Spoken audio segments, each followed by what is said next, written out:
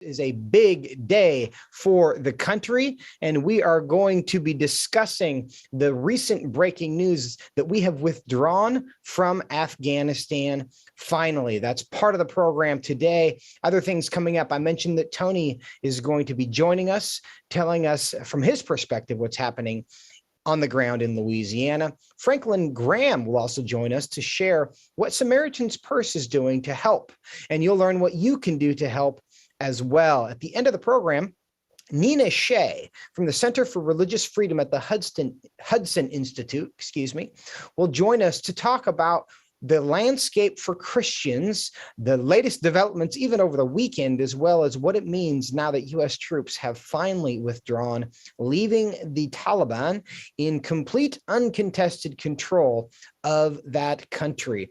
That's what we have on the program today. I want to remind you, should you want to listen to this program later or share the important news of today with someone else, you can find this program and every program at tonyperkins.com. But first, the breaking news. Only minutes ago, General Kenneth McKenzie announced the final withdrawal of U.S. troops is complete. Let's listen to that. I'm here to announce the completion of our withdrawal from Afghanistan and the end of the military mission to evacuate American citizens, third country nationals, and vulnerable Afghans. The last C-17 lifted off from Hamid Karzai International Airport on August 30th, this afternoon, at 3:29 p.m. East Coast time, and the last manned aircraft is now clearing the airspace above Afghanistan.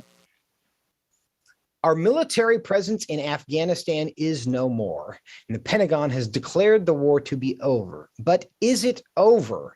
An unknown number of Americans and Afghans who had hoped for a way out of the country remain in the country. The Pentagon today reiterated the promise made by Secretary of State Antony Blinken that the State Department would continue to work to help get out of Afghanistan those who wish to leave, even after the deadline. Secretary Blinken said last Wednesday that, quote, "We certainly have points of incentive and points of leverage with a future Afghan government to help make sure that that happens." But do we? Joining me now to talk about the latest developments in Afghanistan is Congressman Chris Smith, senior member of the House Foreign Affairs Committee. He represents the 4th Congressional District of New Jersey. Congressman Smith, welcome back to the program. Thank you so very much. And we all wish Tony a great deal of hope that the damage was minimal, and because it certainly was a horrible, horrible hurricane. Yeah, we all do, and I appreciate that very much. What was your reaction to General McKenzie's announcement that our military presence in Afghanistan has been fully returned? Yeah, obviously, our hearts, minds, and souls are all with our troops on the ground. We want them safe, and force protection is always an overriding concern.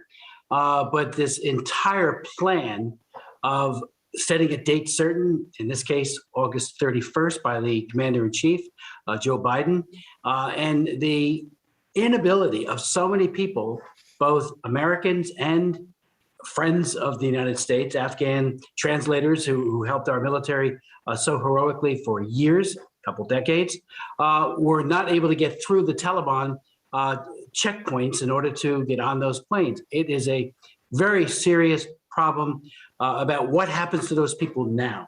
And even at the United Nations today, as you probably know, Joseph, there was a vote on solidarity and nice words by the Security Council towards the humanitarian crisis and how we need to address it. But there was no safe zone. I wrote an op-ed for the Washington Times last week saying that we needed humanitarian corridors to get people, and this is in international law, as you know, it's a very useful way of providing an escape route for those who are about to be hurt or killed, and also to get humanitarian supplies in for people who so desperately need it. There was a proposal by Macron to do just that, but the Security Council did not pass that. They passed a nice sounding resolution, but nothing about the safe zone. So we need to insist on a safe zone, a humanitarian corridor going forward. I would have wished that the administration would have pushed very, very hard for that. Apparently they didn't. Well, to that point, I think the point that you're making is that despite the withdrawal of our military presence, the concerns in Afghanistan are far from over, and we have Exactly. what could reasonably be described as a humanitarian crisis there that we will continue to have to deal with. We have an unknown, to my knowledge, number of Americans who are still there, a number of Afghan allies who would like to get out, but so far have not been able to do so. Secretary Blinken, White House Press Secretary Jen Psaki, and the President's National Security Advisor Jake Sullivan all insisted that the United States has leverage when it comes to conversations with the Taliban. Senate Republican leader Mitch McConnell had this to say about the issue of leverage. I want to listen to this and let you respond. Well, they have other sources of revenue, as you know, the Haqqani Network and other groups engage in organized crime, basically. They have other sources of, and of course, they're not particularly concerned about international pressure. These are barbarians who certainly are not motivated by what others may think of them, and they've got the neighboring countries that have actually been sympathetic to them. The Pakistan government has always been somewhat sympathetic to them, so they've got kind of a friendly neighbor as well. So we have little or no leverage to get our people out or our allies. And he was, of course, responding to the specific argument that the international community could freeze Taliban assets and also just kind of condemn them as an international community. And Mitch McConnell there clearly thinks that's not going to be effective. Do we have any leverage when it comes to future conversations with the Taliban now? It's a great question. I agree with Mitch McConnell in his analysis. There is some leverage, but it's very, in my opinion, minimal. You know, they had the backing of a despicable human rights abuser called the People's Republic of China. Xi Jinping couldn't be happier for this outcome and will aid and abet the Taliban and the terrorists on the ground there. And as Mitch mentioned, Pakistan has been long a problem when it comes to the Taliban. Then you got Iran and other rogue states who are breaking out the champagne, if you will, over America's departure. The fact that it would appear that our military had counseled that a modest force, and it wasn't even a combatant force except for over in our skies, in their skies, and as I said, the U.S. Air Force, that could have had a stabilizing effect, as we do in other places in the world. I mean, if we were to leave South Korea tomorrow, that would be an engraved invitation to Kim Jong-un to invade. And I believe that he might just do that.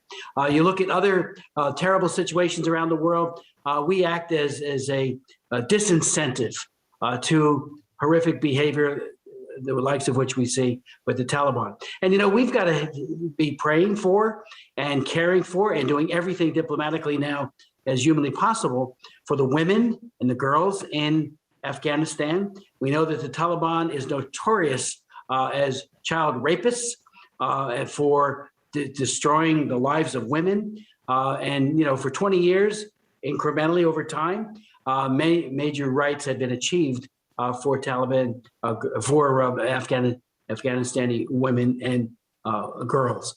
All of that is now very much not just at risk, it may even be gone.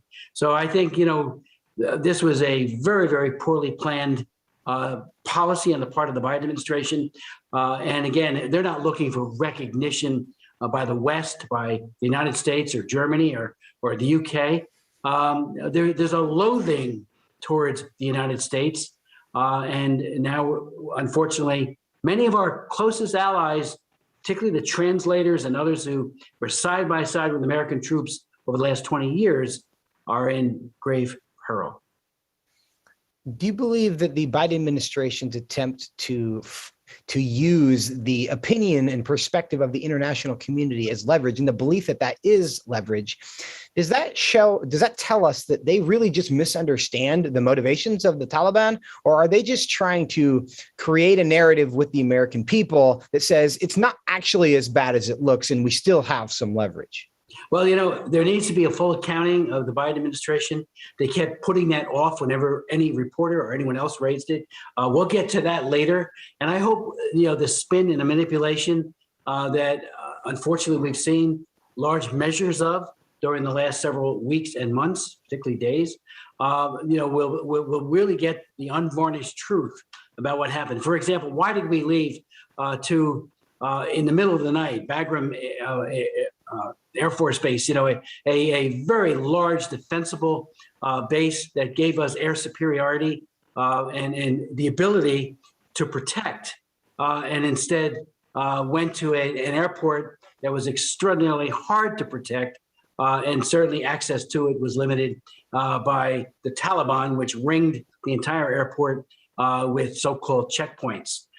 They were more than checkpoints. They were interdiction points for people trying to make their way there, especially for Afghan individuals who were supportive of freedom and democracy in that country. So it's a very, very serious problem. And, you look at our, this has been grossly underplayed or under-recognized by many in the media, but not here.